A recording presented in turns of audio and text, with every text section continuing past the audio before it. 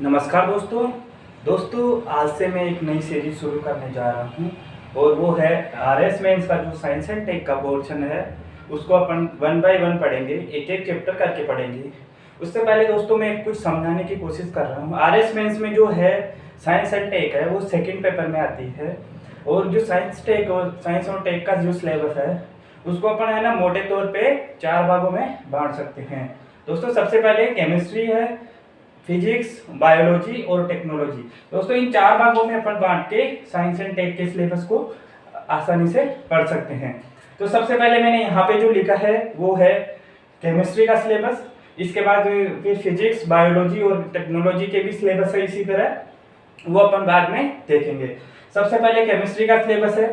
दोस्तों ये सिलेबस है वो मैंने यहाँ पे लिखा है, वो जो बोर्ड पे लिखा है इस पे अभी आज तो मैं इस मोटे मोटे तौर पे बताऊंगा कि कौन से चैप्टर में किस प्रकार का जो पोर्शन है अपन पढ़ेंगे, लेकिन बाद में इस पे एक एक चैप्टर पे वीडियो बनाऊंगा और उसके थ्रू अपन आराम से आगे बढ़ते रहेंगे। तो सबसे पहला टॉपिक है अपने दैनिक जीवन में रसायन।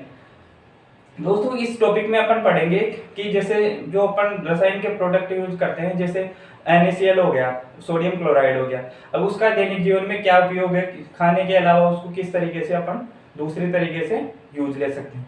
दूसरा प्रोडक्ट जैसे फिटकरी हो गई, उसका रासायनिक सूत्र क्या है, फिटकरी को अपन किस प्रकार से अन्य और चीजों में यूज में लेते हैं। पोटेशियम परमैंगनेट हो गया तो उसको लाल दवा बोलते हैं अपनी साधारण भाषा में, तो इनके साधारण नाम, रासायनिक नाम वगैरह अपन इसमें पढ़ेंगे। दूसरा दोस्तों द्रव्य की अवस्थाएं। द्रव्य दोस्तों 2 वर्ड आते हैं, एक होता है द्रव्य, एक होता है द्रव। द्रव जो होता है वो होता है लिक्विड यानी कि तरल होता है, और द्रव्य होता है वो मेटल होता है यानी कि पदार्थ होता है। तो उसकी कौन कौन सी अवस्थाएं हैं, मेजर रूप से इसकी 3 अवस्थाएं हैं, ठोस, द्रव और गैस। बाकी 2 अवस्थाएं और है, उसके बारे में भी अपन थोड़ा बहुत इसमें डिस्कस करेंगे। दोस्तों आगे है परमाणु की संरचना। परमाणु जो है दोस्तों उसकी संरचना है, जो स्ट्रक्चर ऑफ एटम है उसकी बात करेंगे। किस प्रकार जो एटम है वो पहले बताया गया है कि ये अविभाज्य है, फिर बताया गया है कि इसको विभाजित किया जा सकता है, इसके बारे में अपन इसमें डिसाइड करेंगे, पढ़ेंगे। और अणु क्या होते हैं इसके बारे में भी थोड़ा बहुत अपन इसमें जान लेंगे। धातु, अधातु, उपधातु, धातुकर्म सिद्धांत और विधियां। तो ये क्या होते हैं धातु में, इनका क्लासिफिकेशन किस प्रकार किया गया है, वर्गीकरण कैसे किया गया है, ये इसमें पढ़ेंगे। इनके गुणधर्म क्या होते हैं वो पढ़ेंगे। महत्वपूर्ण अयस्क और मिश्र धातु।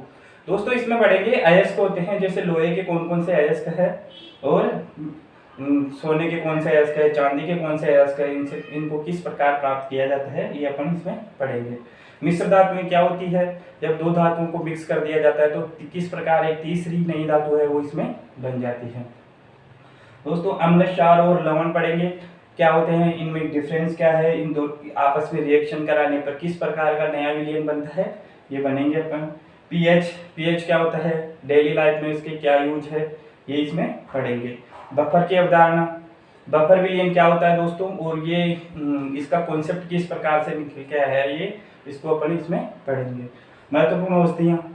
दोस्तों औषधियों के चैप्टर के अंदर अपन पढ़ेंगे कि अपन जो मनुष्य डेली लाइफ में जो दवाइयाँ खाता है उनको किस प्रकार अपन कैटेगराइज कर सकते हैं। जैसे कुछ दवाइयाँ होती है जो अपने दर्द को कम करती है, कुछ दवाइयाँ होती है जो अपन को नींद दिलाती है, कुछ दवाइयाँ होती है जो अपनी एलर्जी को कम करती है।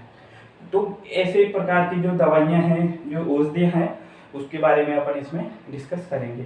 फिर आता है एंटीऑक्सीडेंट। एंटीऑक्सीडेंट दोस्तों ऐसे होते हैं जो अपने शरीर के अंदर कुछ रिएक्शन, ऑक्सीकरण की जो रिएक्शनें होती है, अभिक्रियाएं होती है, उनको कंट्रोल करने के लिए अपन को बाहर से एंटीऑक्सीडेंट लेना पड़ता है। परिरक्षक दोस्तों खाने की चीज़ों को सुरक्षित रखने के लिए अपन को परिरक्षक की जरूरत पड़ती है। कीटनाशी, पीड़कनाशी, कवकनाशी, शाकनाशी, इनमें थोड़ा थोड़ा डिफरेंस किस प्रकार का है, और ये किसानों द्वारा यूज में ली जाने वाली जो है ये वो मतलब फसलों में यूज में ली जाती है। उर्वरक है जो जैसे पोटेशियम, नाइट्रोजन आदि की अगर अपनी जमीन में जो है कमी हो जाती है तो अपने द्वारा उर्वरकों का यूज किया जाता है, रासायनिक उर्वरकों का यूज किया जाता है। वो किस प्रकार के फॉर्मेशन से बने होते हैं इसके बारे में अपन इसमें पढ़ेंगे। योजक क्या होते हैं दोस्तों, बाइंडर्स होते हैं, वो होते हैं किसी भी रसायन को जोड़ने में जो काम आता है वो योजक कहलाता है। मधुरक दोस्तों, मधुरक अपने खाने पीने की चीज़ों को मीठा करने के लिए इसमें मधुरक का यूज किया जाता है। इसमें मुख्य रूप से जो है जैसे सैकरीन हो गए, ये कई गुना जो शुगर होती है उससे कई गुना मीठे होते हैं। कार्बन इसके यौगिक और उनके घरेलू और औद्योगिक अनुप्रयोग। दोस्तों कार्बन ऐसा पदार्थ है जो आपको हर जगह मिल जाएगा। ये बहुत सारे यौगिकों के साथ, बहुत सारे तत्वों के साथ जो है यौगिक बनाता है और उनके किस प्रकार गुणधर्म अलग होते हैं, इसकी जो चेन रिएक्शन होती है, चेन संकलन की जो प्रवृत्ति होती है, इसके कारण इसके प्रकृति में बहुत सारे तत्व पाए जाते हैं, इसलिए ये एक इम्पोर्टेंट चैप्टर है। रेडियोधर्मिता दोस्तों, रेडियो एक्टिविटी होती है उसके जो हमारे डेली लाइफ में, हमारी चिकित्सा में, हमारे न्यूक्लियर एनर्जी में किस प्रकार यूज होती है और ये कॉन्सेप्ट कहाँ से निकल के आया, इसके बारे में अपन इसमें डिस्कस करेंगे। तो ये अपना साइंस के सिलेबस में केमिस्ट्री का सिलेबस है दोस्तों। ऐसे भी फिजिक्स, बायोलॉजी और टेक्नोलॉजी का सिलेबस रहेगा, उसको अपन एक बाय एक बाद में डिस्कस